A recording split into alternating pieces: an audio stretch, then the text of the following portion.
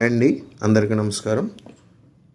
మనం కార్తీక మాసంలో కార్తీక పురాణం చదువుకుంటున్నాం కదండి. కార్తీక పురాణంలో 8 అధ్యాయాలు పూర్తయినాయి. మనకి 9వ అధ్యాయం స్వర్గ నరకాలు. అజామిలుని స్వర్గానికి తీసుకొని పోతూ ఉన్న విష్ణుదూతల్ని యమదూతలు వెంబడించారు. యమధర్మరాజు ఆజ్ఞ ప్రకారం వాళ్ళు అజామిలుని ప్రాణం తీసుకొని పోవాల్సి ఉంది. తమ కార్యక్రమానికి విష్ణుదూతలు అడ్డొచ్చారు.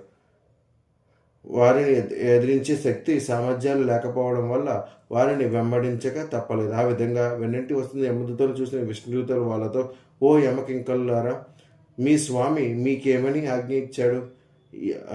యమదండ కెవ్వహర్హుడు, పుణ్యాన్ని చెరిపే పాపాలేవి? ముందుగా మా మాటలన్నిటికీ మీరు ప్రత్యుత్తరం ఇవ్వాలి అని అన్నారు.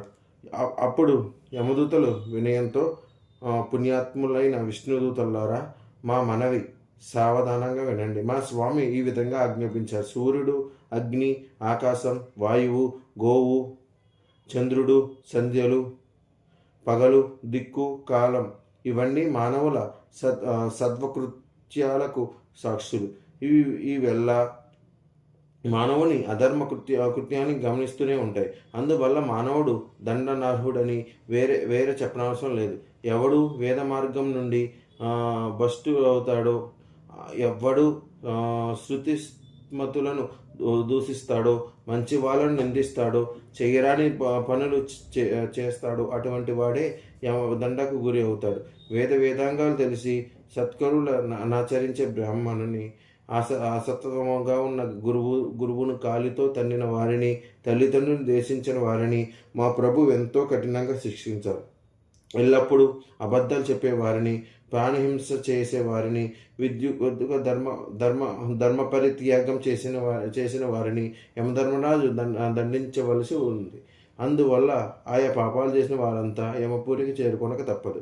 ఇచ్చి తీసుకునేవాడు, లేని పనులు చేస్తున్నట్లు నటించేవాడు, దయాదాక్షిణ్యాల సహనం లేనివాడు, పాపకర్మస్తులు, పరుల భార్యలను పొందేవాళ్ళు యమపురిలో బాధలు అనుభవించాల్సి ఉంటుంది.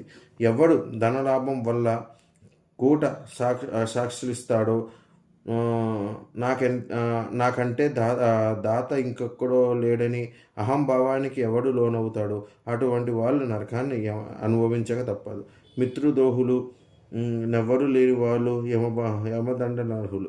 పెళ్ళిళ్ళు చెడగొట్టేవాళ్ళు, ఇతరుల సంపదతో కులికేవాళ్ళు, పరుల పిల్లల్ని చూసి అసూయ పడేవాళ్ళు, ఆడపిల్లని అమ్ముకొని కన్యాశుల్కం తీసుకొని జీవించేవాళ్ళు, వడ్డీ వ్యాపారంతో ధనం సంపాదించేవాళ్ళు యమలోకం వచ్చి తీరవలసిందే. కాలువలు, చెరువులు, నూతులు మొదలైన జల సదుపాయాల్ని పాడు చేసేవాళ్ళు, సత్కార్యాలకు ఆటంకాలు కల్పించే వాళ్ళు, లోభత్వం వల్ల పితృశ్రాద్ధం పెట్టని వాళ్ళు, నిత్య కర్మాన్ని విడిచి పెట్టని వాళ్ళు మా నుండి తప్పించుకోలేరు. పరుల పాసాన్ని వదలని వాడు, కూలికి వంటలు చేసేవాడు, పితృశేషాన్ని భుజించేవాడు యమ బాధలకు గురవక తప్పదు. ఇతరులకు ఇచ్చే దానిని ఇవ్వకుండా చెడగొట్టేవాడు, బ్రాహ్మణులకు దానం చేయని వాడు, శరణొచ్చిన వారిని చంపేవాడు, సంధ్యావందనం వదిలిపెట్టిన వాళ్ళు, సదా బ్రాహ్మణ నింద చేసేవాళ్ళు, బ్రహ్మహత్య గావించేవాళ్ళు, గోవుల్ని గుర్రాల్ని చంపేవాళ్ళు యమమందిరానికి పోక తప్పదు. ఆ విధమైన పాపాలు ఎవరైనా చేసిన వాటికి ప్రతిఫలం యమలోకంలో అనిపించాలి. ఆ అజామిలుని పుట్టక చేత బ్రాహ్మణుడే ఉన్నప్పటికీ దాసిని చేపట్టాడు. వీడు చెయ్యని పాపాలు లేవు. పుట్టింది మొదలు గిట్టే వరకు అన్ని పాపాలు సంపాదించుకున్నాడు. ఇటువంటి పాపాత్ముడు విష్ణు లోకాన్ని పోవడానికి అర్హుడు ఎలా అవుతాడు అని అడిగారు. యమదూతల సందేశం విన్న విష్ణుదూతలు మదహాసంతో గంభీరంగా, మీరు ఈ చిన్న విషయాన్ని గమనించలేకపోయారు. దుష్ట సంగమాన్ని విడిచిపెట్టి సత్పురుషుల్ని ఆశ్రయించిన వాడు యమదండనకు లోబడడు. స్థాన సంధ్య జపాలంద శక్తి కలిగి అగ్నిహోత్రం వేల్చుదు అన్ని భూతాన్ని ఎందు దయగలవాడు యమయానికి పోవలసిన పని లేదు. పరబ్రహ్మయందు మనసు నిలిపి సత్యవ్రతుడే అసూయమని జపతాపాలు చేసుకునే వాళ్లకు యమబాధలుండవు. అన్నదానం చేస్తూ ఉండేవారు. వారు ఎల్లప్పుడూ మంచి నీళ్లు దానం చేసేవాళ్ళు. గోదానం, వృషభ దానం చేసేవాళ్ళు పాపాలు పోగొట్టుకున్న వాళ్ళు అవుతారు. పిల్లలకు విద్యాదానం చేసేవాళ్ళు, భక్తితో పరోపకారం చేసేవారు యమలోకం పోవాల్సిన పని ఉండదు. భక్తితో విష్ణువుని అర్చన చేసినప్పటికీ, విష్ణు సన్నిధానంలో ఉత్తమ జపం చేసినప్పటికీ, భగవద్గీతుడై వివాహాలు ఉపనయాలు చేయించినప్పటికీ సకల కలుషాలు పరిహారం అవడం వల్ల యమాలయానికి పోయే అవసరం కలగదు. త్రోవ ఎందు బేదల కొరకు శరణాలయాలు, శత్రువులు కట్టించేవారు, అనాథపేత సంస్కారం చేసేవారు యముని ప్రోలు చూడరు. ప్రతిదినం సాలగ్రామాన్ని పూజిస్తూ, సాలగ్రామ తీర్థాన్ని పుచ్చుకుంటూ, సాలగ్రామానికి నమస్కరిస్తూ ఉండే మానవులు పాపాలని పొందరు. నిత్యము మెడలో తులసి పూస ఉంచుకుంటూ సాలగ్రామ రాశి అయిన శ్రీమన్నారాయణ అర్పించే పుణ్యాత్ములు యమజ్ఞులకు లోనుగారు. ఎవరింట తులసి ఉందో, ఎవరింట హరికథ కాలక్షేపం జరుగుతుందో, ఎవరు సాదా గీత పారాయణ చేస్తుంటారో వారు యమపురం చేయాలపోరు. ఎవరింట భాగవతం ఉంటుందో, ఎవరింట భాగవతం పారాయణ చేయబడుతూ ఉంటుందో ఆ భాగవతాన్ని పూజిస్తూ ఉంటారు, వారు యమలోకం పోరు. సూర్య భగవానుడు తులారాశిలో నుండి సమయంలో కానీ, మకర రాశిలో ఉన్నప్పుడు కానీ, మేషంలో ఉన్నప్పుడు కానీ స్నానం చేసేవారు అధోలోకాలు పొంతకపోరు. రుద్రాక్షమాలు ధరించి జపం చేసేవారును, దానపరులను ఎన్నటికీ యమలోకం చేరుకోరు. అచ్యుత, అనంత, గోవింద, కృష్ణ, నారాయణ, అవ్యయ అంటూ నిత్యము ఎవరు శ్రీమన్నారాయణ పూజిస్తారో వారు అధమలోకాలు పొందరు. ఎవరు మణికర్ణిక నదీ తీరాన హరినామస్మరణ చేస్తూ చనిపోతారో వారిని పాపాలు చేసి ఉన్నప్పటికీ యమలోకం పోవాల్సిన పని ఉండదు. బంగారం దొంగలించేవాడు, సురాపానం చేసేవాడు, మిత్రుడిని చంపినవాడు, బ్రహ్మహత్య చేసినవాడు, గురుతల్పాన్ని కోరినవాడు, స్త్రీలను రాజును గురువును చంపినవాడు, వేళ్ళగాక మిగిలిన ఏ రకం పాపం చేసిన వాళ్ళైనా మరణకాలంలో భగవన్నామస్మరణ చేసినంతనే వారి పాపాలు పటాపంచలైపోతాయి. తెలిసిన కానీ తెలియక కానీ భగవన్నామస్మరణ చేయడం వల్ల పాపాలు తొలగిపోతాయి.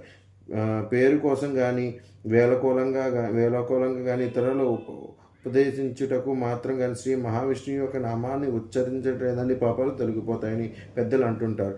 భ్రష్టుడైనప్పటికీ, చాపలైనప్పటికీ, వ్రతాన్ని ఉల్లంఘించిన వాడను అయినప్పటికీ, హరి అని అనాలోచితంగా అన్నప్పటికీ నరకానికి గురికాడు.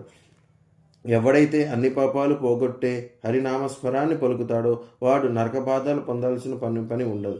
జన్మాంతరాలలో సంపాదించుకున్న పాపాలు కానీ, ప్రాయశ్చిత్తం వల్ల తొలగిపోయి పాపాలు కానీ, ఏ విధమైన పాపాలన్నిటికీ దేవతలకైనా మానవులకైనా విష్ణు యొక్క సంకీర్తనం చేయడం వల్ల తొలగిపోతాయి. ఈ అజామిలుడు ప్రాణాలని విడిచిపెట్టుతూ భగవంతుని నామాన్ని కాబట్టి ఇతడు చేసిన పెద్ద చిన్న పాపాలని తొలిగాయి. దీనికి సందేహం లేదు. అగ్నిహోత్రంలో వేసిన దూది మాదిరిగా వీని పాపాలన్నీ భస్మమైపోయాయి అని విష్ణుదూత యమదూతలో చెప్పి అజామిలుని విమానం మీద వైకుంఠం తీసుకుని పోయారు. అజామిలు యమదూతలకు విష్ణుదూతలకు జరిగిన సంభాషణ అంతా విన్నాడు. ఆచరణందలో మునిగిపోయాడు. కిన్నెరులకు చూడగల ఉత్సుకత వాడిలో కలిగింది. భగవంతునికి తన శిరస్సుతో మొక్కి విష్ణువుతో, ఓ మహాత్ములారా, తమ దర్శన భాగ్యం వల్ల ధన్యునయ్యాను. నాపై మీరు అనుగ్రహం కలిగింది. మహాపాపాత్ములైన నేను మీ అనుగ్రహం వల్ల అన్ని పాపాల నుండి విముక్తి పొందగలిగాను. మంచి వారికే నిందింపబడేది, పాపాలు ఇచ్చేది అయిన మహానిష్కృష్టమైనవి ఎంతో చేశాను. నాలో ఒక సుగుణం కూడా లేదు. పూర్వజన్మలో నేను చేసుకున్న పాపాలను తొలగిపోయాయి. మూఢత్వం వల్ల, మోహం, వేషం వల్ల, మద్యపాన లోలం వల్ల చెడిపోయి అయిన అధమరాలిని స్వీకరించాను. మూఢత్వం వల్ల ముసలి వాళ్ళు, వేరే దిక్కు లేని వాళ్ళు, వేరెవ్వరి దగ్గర ఉండేవారు మా పాపహేతులైన తల్లిదండ్రులకు వదిలిపెట్టాను. ధర్మహాని కలిగించే వాళ్ళు, కాముకులు పోయే ఘోర నరకంలో నేను పడాల్సిన వాడినే. ఇప్పుడు నేను చూసింది కాలమే, లేక నేను అద్భుతాన్ని చూచానో నిశ్చయించుకోలేకుండా ఉన్నాను. ఓ కృష్ణ, ఘోరమైన గర్గాలు ధరించిన యమదూతలు ఏమైపోయారు? నేను ముందు జన్మలో ఏవైనా పుణ్యకార్యాలు చేసి ఉండాలి. ఆ విధంగా కాకపోయినట్లే బోయదానితో కూడి నాకు వైకుంఠనాథమైన శ్రీమన్నారాయణ మూర్తి యొక్క నామార్చనం మనసుకు రాకుండానే ఉండి ఉండును. బ్రహ్మహత్య చేసిన వాడిని, మంచి చెడ్డ లాలచగా సిగ్గు గడిచి తిరిగిన వాడిని అయినా నేనక్కడ, నారాయణ అనే మోక్షప్రదమైన భగవంతు నామం ఎక్కడ, నా పూర్వపుణ్య విశేషమైన నా నామోచ్చరణకు హితవై ఉంటుంది అని భగవంతుని మీద భక్తి నిలిపి పరమాత్మకు ధ్యానిస్తూ విష్ణు సాయుధ్యాన్ని పొందాడు. నారాయణ నామార్చన సృష్టి అంతటికీ రక్ష వంటిది. ఈ నామాన్ని మనస ధ్యాన స్మరణలు చేసే వారెవరైనా పరమపదాన్ని పొందుతారు. ఇది శ్రీ స్కంద పురాంతర్గత కార్తీక మహత్య మండలి 9వ అధ్యాయం సంపూర్ణం. ఇదండి 9వ అధ్యాయం. మళ్ళీ 10వ అధ్యాయంలో మళ్ళీ కలుసుకుందాం. అంతవరకు మన ఛానల్ ఎవరైతే చూసినట్లయితే please share and subscribe to my channel. Thank you.